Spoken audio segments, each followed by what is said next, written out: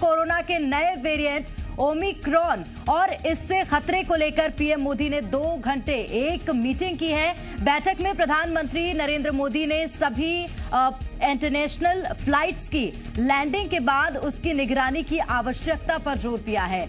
जो देश इस नए वायरस की वजह से जोखिम वाली सूची में हैं, उन पर खास ध्यान देने पर जोर दिया गया है। नए वेरिएंट को लेकर प्रधानमंत्री ने अधिकारियों को निर्देश दिया कि अंतर्राष्ट्रीय उड़ानों पर दी जा रही राहत की समीक्षा करें। बैठक में अधिकारियों ने पीएम मोदी को कोरोना के नए वेरिएंट ओमिक्रॉन के बारे में जानकारी दी। साथ में भारत पर इसके प्रभावों को लेकर भी चर्चा हुई है। नए वेरिएंट को लेकर पीएम मोदी ने सभी अधिकारियों को ज्यादा सतर्क रहने के निर्देश दिए हैं।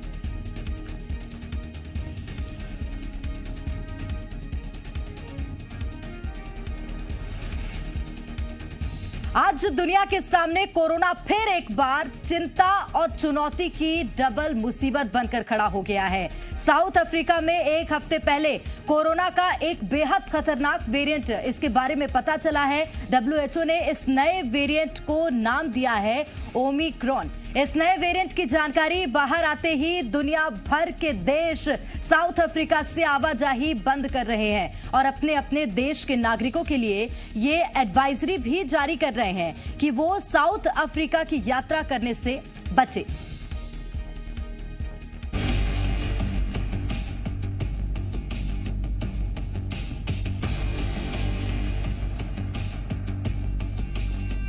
दुनिया पर कोरोना की मुसीबत कम होने का नाम नहीं ले रही है। कई देश तो कोरोना की दूसरी और तीसरी लहर भी झेल चुके हैं। वैक्सीन आने के बाद ये लग रहा था कि कोरोना से छुटकारा मिल गया है, लेकिन अब दक्षिण अफ्रीका से आए कोरोना के नए वेरिएंट ने दुनिया भर के देशों की चिंता बढ़ा दी है।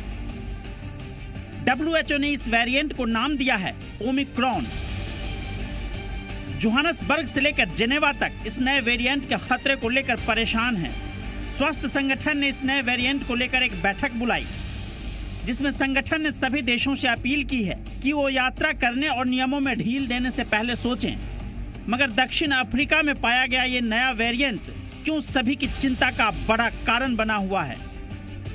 डेल्टा वेरिएंट अपने इमरजेंसी से 100 दिन के अंदर 50 से 55% तक संक्रमण फैलाता है, लेकिन नया B11529 वेरिएंट 15 दिन के अंदर ही 90 से 95% तक फैल रहा है।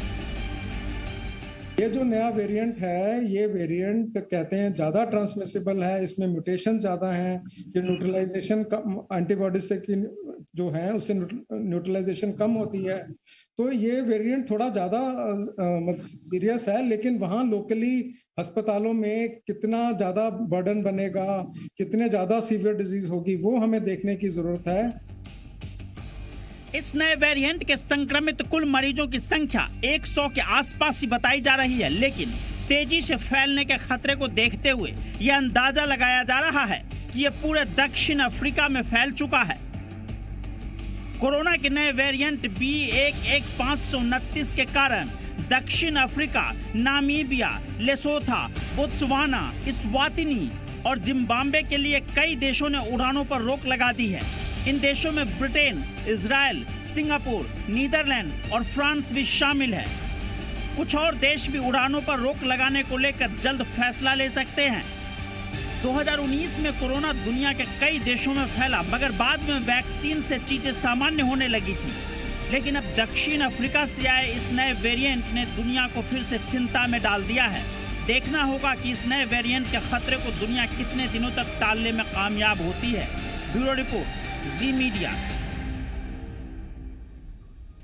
तो दुनिया भर में कोरोना के नए वेरिएंट को लेकर दहशत है, लेकिन मंत्री विश्वास सारंग का कहना है कि प्रदेश में अभी तक कोई नया वेरिएंट नहीं मिला है। हालांकि प्रदेश पूरी तरह से तैयार है और ICMR के सभी निर्देशों का पालन किया जाएगा। मंत्री विश्वास सारंग के मुताबिक प्रदेश में सुविधाएं बरकरार हैं। ICU बेड्स की संख्या भी बढ़ाई गई है। नर्सिंग और पैरामेडिकल स्टाफ की संख्या बढ़ाई गई है। उनकी ट्रेनिंग भी हो चुकी है। प्रदेश में ऑक्सीजन का प्रोडक्शन और स्टोरेज बढ़ाया गया है। विश्वास सारंग का दावा है कि प्रदेश में टेस्टिंग, ट्रेनिंग और जीनोम सीक्वेंसिंग पर जोर दिया जा रहा है।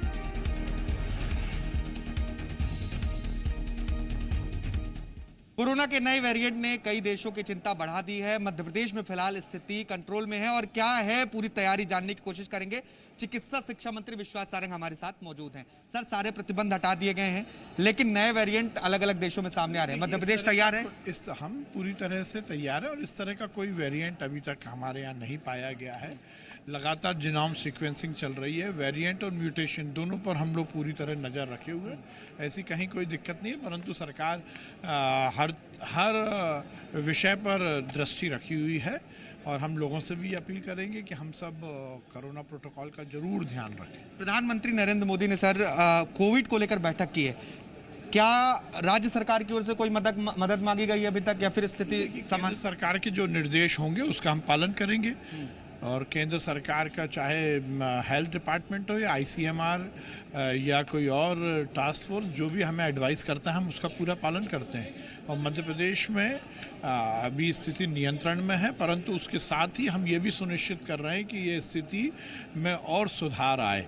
इसीलिए चाहे टेस्टिंग का मामला हो, चाहे जीनोम सीक्वेंसिंग का मामला हो, चाहे कॉन्टैक्ट ट्रेसिंग का मामला हो या कोरोना प्रोटोकॉल के ध्यान रखते हुए लोगों को रोज़मर्रा की जीवन जीने के लिए जन जागरण का मामला हो, हर स्तर पर काम कर रहे हैं। सर, जिस तरह से दूसरी लहर में हमने तस्वीरें देखी वैसी स्थिति दोबारा पैदा ना हो, ऑक्सीजन प्लांट्स लगातार मध्य प्रदेश में लगाए जा रहे हैं, सब ठीक है? बात हो चाहे चिकित्सीय व्यवस्था की बात हो, हमने हर स्तर पर काम किया। कैलेंडर के हिसाब से हमने जो हमारा लक्ष्य था उसको पाया है।